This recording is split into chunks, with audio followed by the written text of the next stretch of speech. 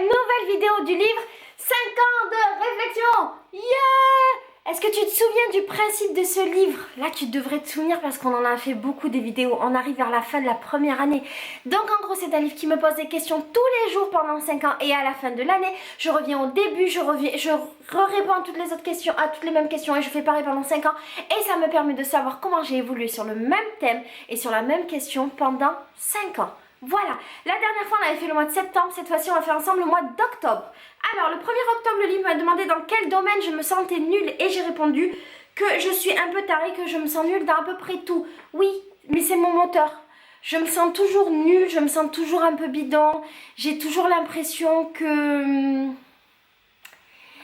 qu'en fait les gens vont se rendre compte qu'en vrai je suis nulle et du coup ça me pousse à faire plus. C'est mes problèmes psychologiques. Le 2 octobre, le livre me demandait si j'avais une envie irrépressible, pardon. Et j'ai dit que j'avais envie de peindre, d'écrire, de dessiner, de chanter, de danser, que j'avais envie de vivre, de vivre. Voilà. Normalement, c'est bon, je vis. Le 3 octobre, le livre me demandait quel navet j'avais regardé le dernier film. Et je ne regarde pas la télé, je ne vais pas au cinéma. Je sais, c'est un peu dommage parce qu'en fait je passe sans doute à côté de beaucoup de choses, notamment pour le cinéma. Mais ça me gave, je préfère les livres et puis... Voilà, je vais un petit peu au cinéma mais je me souviens pas du dernier film pourri que j'ai vu. Je suis très bon public en fait. Généralement ça me va, donc il n'y en a pas. 4 octobre, comment va votre vie amoureuse? Je suis mariée, je suis avec Faridou depuis... Faridou et moi on va rentrer dans notre 7e année. On est mariés depuis 3 ans et demi, ça va, c'est cool. Comme une vie de mariage en fait, il n'y a rien d'exceptionnel, mais en même temps c'est exceptionnel. C'est la banalité de la vie de mariage qui fait que c'est exceptionnel. Le 5 octobre, une question qui vous angoisse. Moi ce qui m'angoisse le plus, c'est quand on me demande est-ce que tu as fait ça, est-ce que tu as pensé à ça, est-ce que tu as téléphoné à telle personne, est-ce que tu as envoyé... Tu vois tous les trucs où on me demande si j'ai bien fait ce qu'il fallait que je fasse, c'est hyper angoissant parce que généralement je ne fais pas ce que je dois faire, je ne fais jamais ce que je dois faire, je ne fais jamais ce que les gens attendent de moi. Je suis tout le temps un bordel parce qu'en fait j'ai envie de faire que ce que j'ai envie de faire. Et donc voilà, c'est terrible. Je sais que c'est terrible. Donc non, j'oublie. J'ai un cerveau qui a tendance à oublier les choses qu'il n'a pas envie de faire. C'est complètement incroyable, je te jure, c'est complètement fou. Dès qu'il y a un truc que j'ai pas envie de faire, je l'oublie instantanément. Les gens croient pas, ils pensent que je suis une mytho et que c'est de la mauvaise volonté, mais non, j'oublie vraiment. Le 6 octobre, le livre me demandait si j'avais des nouveaux amis et je lui ai répondu oui. Parce que le 6 octobre, j'ai découvert le 59 rue Rivoli. Je ne sais pas si tu connais, c'est à Paris. Et en fait, le 59 rue Rivoli, c'est un immeuble entier dédié à l'art. Et dans cet immeuble, il y a 6 ou 7 étages avec à chaque étage plein d'ateliers d'artistes. Et j'ai découvert ce lieu-là. Je suis devenue pote avec plein d'artistes. J'ai passé beaucoup de temps avec eux. Dans un autre séjour à Paris, c'était vachement cool et c'était de très belles rencontres. Donc c'était génial. Et aussi, à Paris, j'ai rencontré beaucoup de monde qui suit mon blog, mes vidéos et ça m'a rendue vraiment heureuse. Vraiment. Après le 7 octobre, à ce jour, vos choix vous comblent-ils? Oui, mais je crois que je ne suis pas encore dans ma vie. J'y vais, mais je n'y suis pas encore. Est-ce qu'un jour je vais trouver? Et est-ce que c'est important de trouver? J'ai pas la réponse. J'ai toujours pas la réponse depuis octobre. En fait, je sais pas si je suis encore dans ma voie. Je sais pas vraiment quelle est ma voie. Je sais pas, je trouve que je me réalise pas mal par rapport à mon activité de maintenant qui me correspond beaucoup mieux. Tu sais, je t'ai expliqué dans d'autres vidéos, j'ai fait des études de droit. Quand je suis arrivée à mes 4 ans de droit, je me suis rendu compte que finalement c'était pas vraiment ce que je voulais faire. Je m'étais spécialisée en droit humanitaire, je voulais aller sauver la veuve et l'orphelin. Puis un jour je me suis rendu compte que c'est compliqué de dire ça, c'est vraiment propre à moi. C'est vraiment le truc que j'ai ressenti. Mais tu vois, je voulais faire de l'humanitaire parce que je voulais vraiment aller sauver les petits enfants d'Afrique. Enfin, j'avais cet idéal-là des enfants et j'ai fait mon mémoire notamment sur les enfants soldats du Libéria. Donc j'étais vraiment dans ce truc-là. Et puis il faut savoir que j'ai une fascination absolue pour l'Afrique. Donc voilà, j'étais dans ce truc et j'ai eu beaucoup de chance parce que pendant mes études de droit, j'ai rencontré des adultes qui revenaient en fait d'Afrique notamment et qui revenaient passer des diplômes. Donc on a beaucoup discuté. Je me suis rendu compte que ce qu'ils vivaient sur le terrain, ça avait rien à voir du tout avec ce que j'imaginais. Forcément, c'est normal. Et surtout, j'ai pris conscience du fait, et ça n'engage que moi, j'ai pris conscience du fait que j'étais une femme que j'étais une femme et que j'allais donner la vie, que mon corps il était fait pour donner la vie parce que je suis une femme et que ce serait terrible pour moi de voir des enfants morts. Je sais pas si tu vois le lien qu'il y a eu dans mon cerveau, mais voilà, je l'ai pensé comme ça. Je me suis dit, mon Dieu, moi voilà, je suis une femme, je veux fabriquer des enfants, je veux voir des enfants vivre. Je vais aller dans un truc où je vais voir des enfants mourir et j'ai pris conscience du fait que j'étais pas capable de ça. Tu vois, et en fait c'est cool d'en avoir pris conscience et d'avoir pu arrêter avant parce que ça aurait pas pu être ma voix, c'est impossible, je suis trop sensible pour ça, je le pensais pas en fait. Quand c'est que théorique, c'est très facile de penser qu'on est capable de, mais dès que ça devient pratique, c'est une toute autre chose. Et si tu veux, le fait que les gens, donc les mecs qui étaient revenus, nous racontent ce qu'ils vivaient, nous racontent les enfants morts, nous racontent les gens morts, nous racontent voilà, qu'il y avait des cadavres d'enfants et qu'ils pouvaient rien faire, tu vois, et qu'ils ne pouvaient rien faire, ça m'a complètement... voilà. Et donc ça, c'était pas ma voie. Après, j'ai eu des magasins, donc j'ai été commerçante pendant des années, des années, des années. Et c'était pas ma voie non plus parce qu'en fait j'ai changé, tu vois, j'aimais être commerçante, j'aimais vendre, j'aimais énormément vendre, je suis capable de vendre n'importe quoi, je suis hyper forte dans ce domaine, mais c'est pas ma voie parce que je ne veux plus participer à ce système de consommation, je ne veux plus vendre des choses et vendre des objets, ça m'intéresse plus. Ce que j'aime c'est le rapport à l'autre, ce que j'aime c'est la connaissance. Du coup là je pense que je suis un petit peu plus dans ma voie parce que du coup je partage avec toi tous les jours, je t'apprends des choses tous les jours et moi je me nourris aussi parce que j'apprends des choses pour te les apprendre. Je suis un petit peu plus dans ma voie, mais j'ai la sensation qu'il manque quelque chose. Est-ce que ce quelque chose c'est le fait de devenir une maman? Est-ce que c'est ça qui me manque pour être vraiment dans ma voie? Ou est-ce qu'il faut que j'évolue encore professionnellement, que ça se développe? Je sais pas. J'aimerais que ça se développe parce que moi j'ai envie d'écrire et j'ai envie que ce soit ça mon travail, tu vois, j'ai envie de faire mes vidéos et d'écrire pour les gens, pour les magazines, pour, je sais pas moi, pour n'importe quoi moi, même du papier toilette j'écris, il n'y a pas de problème. Donc je sais pas, peut-être si un jour j'écris un livre, et ben ça sera ça ma voix, je peux pas te dire, tu vois, mais je suis pas convaincue d'y être encore. Je pense que je suis sur le bon chemin mais je suis pas encore arrivée. Après la question c'est est-ce que l'arrivée elle est plus importante que le chemin? Je suis pas sûre, je pense que globalement et tout le temps le chemin il est beaucoup plus important que l'arrivée. Donc est-ce que c'est important de savoir quelle est ma voie ou pas? Je saurais pas te dire, je suis pas capable de te dire. Le 7 octobre, le livre me demande à ce jour vos... Ah ben non, je suis con, c'est ce que je viens de te dire. Le 8 octobre, votre rêve le plus fou? Je sais pas, j'ai marqué, bah voilà, j'ai marqué ça. Je ne sais pas si c'est fou, mais je voudrais vivre de ma passion. Ah, j'ai l'impression de me répéter tout le temps. Je voudrais vivre de ma passion, mes blogs, mes projets humanitaires. Et j'aimerais travailler dans... Ah oui, et ne plus jamais travailler dans autre chose. Oui, c'est ça que je veux. Et mes projets humanitaires, alors tu vas te dire, mais elle est folle, elle vient de dire qu'elle voulait pas faire de l'humanitaire. Mais en fait, en gros, toute ma vie, j'ai fait de l'humanitaire, du bénévolat, des machins. J'ai travaillé dans enfin, j'ai été bénévole dans plein d'associations. C'est vraiment mon délire. Donc c'est pour ça que je m'étais orientée dans le droit humanitaire. C'est vraiment, vraiment mon délire. De faire un truc comme ça, comme je t'ai dit, d'aller aider la veuve et l'orphelin, je suis pas capable. Par contre, avec ma meilleure amie, on a une association qui s'appelle By Gala Project. Et en fait, dans le cadre de cette association, on crée des projets artistiques et on développe l'art et l'art-thérapie auprès des enfants. Et du coup, c'est carrément plus en adéquation avec la personne que je suis, avec mon caractère, avec ma sensibilité. Donc, j'aimerais vraiment que ce projet se développe. J'aimerais vraiment vivre de ma passion et j'aimerais, tu vois, dans 5 ans par exemple, me dire que oui, je gagne ma vie en étant sur internet et je gagne ma vie en faisant des choses que j'aime tous les jours, tous les jours, tous les jours. Et j'aimerais avoir la chance de ne plus jamais travailler pour qui que ce soit ou pour quoi que ce soit d'autre, sauf si demain j'ai une nouvelle passion qui me rend heureuse. Voilà. Le 9 octobre, vous voudriez un nouveau ou une nouvelle. Et j'ai dit que je voulais un nouvel ordinateur. J'en pouvais plus. Mon ordinateur, il ne marchait plus. J'arrivais pas à télécharger mes vidéos sur YouTube. Je mettais 20 heures pour télécharger une vidéo. 20 heures, mec. C'est chaud quand même. Et il s'avère que je me suis fait voler mon ordinateur. Bon, ça c'est horrible. Par contre, je me suis fait voler mon ordinateur avec mon disque dur dans mon disque dur. Je te l'ai dit, il y avait 70 vidéos que j'avais pas pu mettre en ligne parce que mon internet ne marchait plus depuis 2 mois. C'était la misère.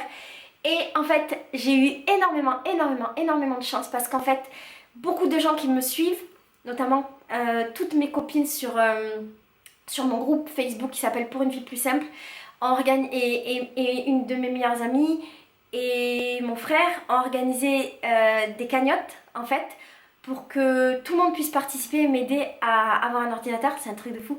J'ai énormément de personnes qui ont participé. Merci énormément à toutes ces personnes parce que je suis sûre qu'elles regardent. Merci beaucoup. Et on a réussi à mettre à réunir l'argent et j'ai pu me racheter un ordinateur, ce qui est magnifique, magnifique, magnifique. Et maintenant, quand je mets mes vidéos en ligne, je te jure, elles mettent une demi-heure pour se charger. Avant, il me fallait des heures et des heures. Je passais 5 heures pour monter une vidéo. Maintenant, 1 heure, c'est fait parce que avant mon ordinateur, il plantait tout le temps. Et du coup, en fait, je devais tout recommencer. J'arrivais... Enfin, c'était la merde. Et là, maintenant, c'est le bonheur de la vie atomique. Donc voilà, merci beaucoup, beaucoup, beaucoup. Le 10 octobre, je parle beaucoup, hein. Le 10 octobre, le nom d'une personne avec qui j'ai eu une vraie conversation récemment.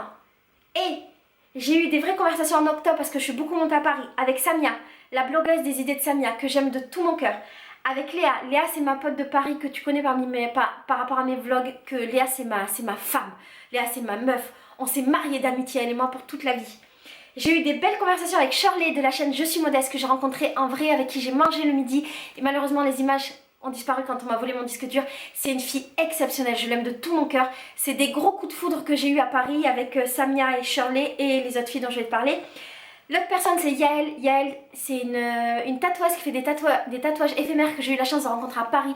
Et chaque fois que je monte à Paris, je passe une journée avec elle, on passe une journée en amoureuse et elle me fait découvrir les endroits qu'elle aime de Paris. Je l'aime de tout mon cœur, un truc de malade. J'ai eu des belles conversations avec mes amies Marie et Isis, que tu connais aussi du vlog avec les copines, le grand vlog d'1 heure. Et j'ai dit que j'avais des amis et des copines formidables. Ce qui est vrai, je connais que des gens formidables, j'ai beaucoup de chance. Le 11 octobre, qu'est-ce qui vous donne la pêche? On me pose souvent cette question, comment tu fais pour être toujours positive? Comment tu fais pour avoir toujours autant d'énergie, pour avoir la pêche, pour machin? Généralement, je réponds que c'est la drogue, mais en fait, c'est pas tout à fait vrai. Parce que la réponse, c'est de me réveiller le matin et d'écouter la musique. Oui, enfin, c'est pas que ça, hein, c'est pas que ça. Mais ce qui me donne la paix, généralement, c'est la musique. Dès qu'il y a de la musique, je danse tout le temps, tout le temps, tout le temps. J'adore la musique, tu le sais, je danse dans tous mes vlogs. Je danse comme une mongole, mais je danse dans tous mes vlogs. Le 12 octobre, le mot du jour. Et le mot du jour, c'était je suis malade. Parce que je devais être malade, mais je m'en souviens pas. Le 13 octobre, le livre me demande pourquoi je n'ai aucune patience pour quelle chose. Et je n'ai pas de patience pour tout ce qui concerne le téléphone. J'aime pas téléphoner, je n'aime pas être au téléphone, je n'aime pas parler longtemps, il faut que ce soit bref. Et ce que je supporte le moins du monde entier et qui me fait péter un câble automatiquement, c'est quand j'appelle Farid, quand il décroche ou quand il m'appelle, souvent c'est lui qui m'appelle parce que moi je l'appelle pas, j'aime pas le téléphone. Quand il m'appelle, il met au moins 10, 15, 20 secondes avant de me parler parce qu'en fait il m'appelle en même temps, il parle avec d'autres gens ou il oublie qu'il parle avec moi. C'est insupportable, ça me fait péter un câble. Et généralement je hurle au téléphone, putain Farid, je passe pour une psychopathe et après je raccroche. Ouais. Le 14 octobre, une expression dont j'abuse, c'est ça va. Je demande tout le temps ça va, et toi ça va, ta mère ça va, et nanana ça va, oui ça va, la famille ça va, nanana ça va, ça va, ça va. Oh, stop les ça va. 15 octobre, combien de temps passez-vous dans les transports chaque jour? Je passe 0 minutes dans les transports. Je ne prends pas les transports parce que j'habite dans une petite ville et que dans ma petite ville, je ne les prends pas. J'ai quasiment tout à proximité ou bien j'ai ma voiture pour aller plus loin. Et Farid me met tout le temps ma voiture à l'amende parce qu'il a la flemme d'utiliser la sienne. Donc au final, et que je n'ai pas le droit d'utiliser la sienne suite à un petit accident qui date de quelques années maintenant, où j'aurais peut-être fracassé 2 voitures. Bon, il m'a toujours pas pardonné, donc je n'ai pas le droit de toucher à sa voiture. Du coup, je suis souvent à l'amende, souvent à la maison et jamais dans les transports. Le 16 octobre, aujourd'hui, réveil à quelle heure? Je suis une abomination du réveil, je me lève tous les jours hyper tard, entre 11h, midi, 1h. Il faut que je règle ça, ça fait partie de mes projets de cette année. Je veux me lever tôt le matin, tôt, 10h, hein. C'est mon taux à moi. Le 17 octobre, la chose la plus précieuse que je possède. Alors, je sais pas si parler de quelque chose de matériel, ça m'intéresse pas tellement, pour moi c'est pas précieux. Par contre, j'ai dit que ce que je possédais de plus précieux, c'était mon âme, mon cœur et mon corps. Je pense que c'est la chose la plus précieuse et encore mon corps c'est relatif parce que quand je vais mourir il restera que mon âme et mon cœur. Donc, à quel personnage célèbre contemporain voudriez-vous, avec quel pardon célèbre, oh, avec quel personnage célèbre contemporain voudriez-vous boire un verre? Et j'ai répondu Bernard Werber. Entre autres, j'aimerais bien rencontrer plein d'autres auteurs. Amélie Nothomb, Éric Emmanuel Schmitt, Cyril Massaretto, Mathias Malzieu, avec qui j'aimerais boire un verre. Ah, j'allais dire Barbara, mais elle est morte. Mais il ne s'est pas précisé. On a le droit de choisir des morts, je crois. Mais je sais pas si elle serait pas déprimante. Ah, Jacques Brel. S'il n'était pas mort. Je sais pas si j'admire des gens.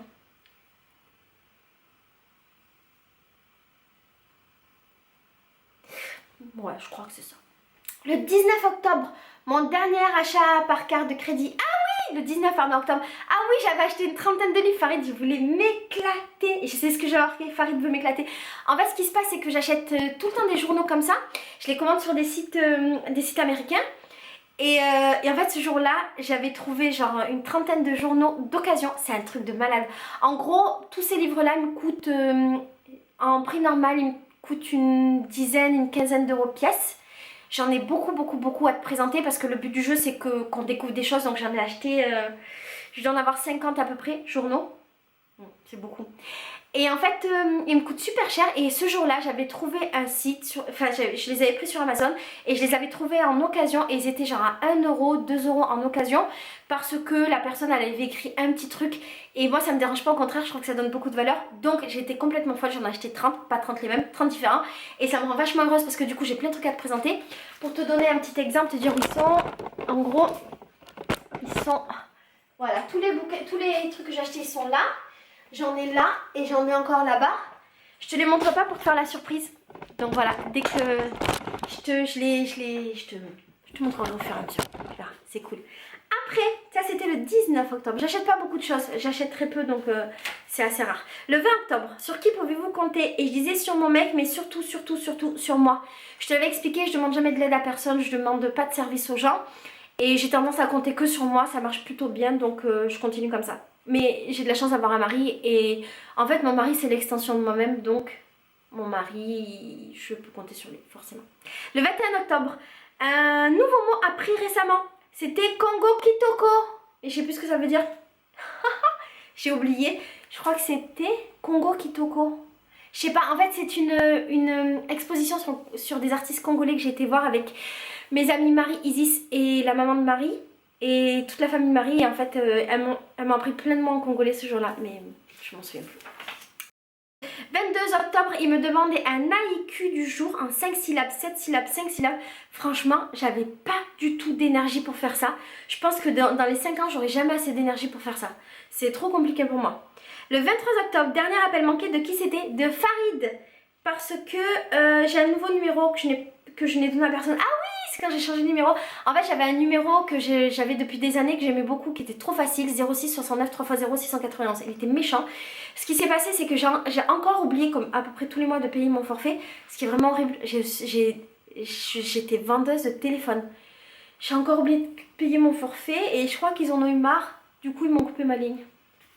Donc j'ai perdu mon numéro, j'en ai eu un nouveau que j'ai mis hyper longtemps à apprendre et que j'ai donné à presque personne parce que j'aime pas qu'on m'appelle. Mais entre-temps, j'ai mis un deuxième numéro sur ma puce. Et lors d'un live, j'ai donné mon numéro à tout le monde. Et depuis, je reçois tous les jours plein d'appels. C'est rigolo. Je peux pas répondre tout le temps. Et j'aime pas tellement passer du temps au téléphone. Mais par contre, je rappelle tous les gens qui m'appellent. Le 24 octobre. Comment ça va en 2 rimes? J'ai dit ça va pépère comme une viscère. J'étais pas très inspirée. Ça veut rien dire. Le 25 octobre, quelle est la chose la plus sincère que j'ai dite aujourd'hui? Et j'ai dit je t'aime, je le dis tout le temps, souvent, à beaucoup de gens, à chaque fois que je le dis c'est sincère. Toujours. Et quand je dis je t'aime, c'est pas forcément un je t'aime engageant, ça veut pas dire je t'aime, faisons des enfants, marions-nous, parce que déjà, je suis déjà mariée. Mais je peux avoir aimé un moment qu'on a passé ensemble et ce moment-là me fait te dire que je t'aime. Et voilà, je sais qu'il y a des gens qui se bloquent un peu par ça, avec ça, qui sont un peu sur la retenue. Je pense à des copines ou des rencontres que je fais, je dis aux gens merci, bisous, je t'aime, machin. Et c'est pas un je t'aime superficiel qui veut rien dire, c'est un vrai je t'aime du moment, voilà, que je pense sincèrement. Donc je trouve que c'est essentiel de dire tout le temps je t'aime aux gens.